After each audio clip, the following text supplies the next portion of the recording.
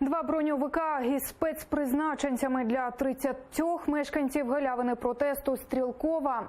Так зустрічали представники окупаційної влади Криму мирних кримців під будівлею Державної ради у Сімферополі. Очільник Держради окупованого Криму Володимир Константинов призначив їм зустріч на 10-ту ранку, проте спілкуватися з людьми ніхто не захотів. Константинов пройшов повз протестувальників у супроводі охоронців. Потрапити до приміщення ради мешканцям поляни Стрілкове не вдалося. Зранку двері там зачинені. Замість чиновників до них вийшов полісмен. Заявив, що зібрались вони тут без дозволу і попросив залишити територію адмінбудівлі. Второй раз покиньте территорию радиоактивного процесса.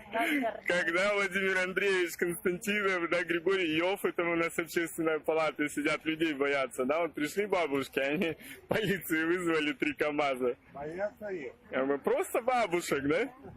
Видимо, какое недоверие к собственному народу, к населению.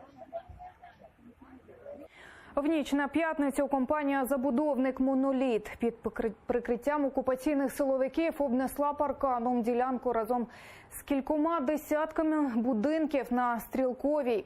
Обурені діями сімферопольських чиновників люди оголосили чергове голодування. Попереднє було взимку. Тоді його організатор Фазил Ібрагімов потрапив на півроку до в'язниці.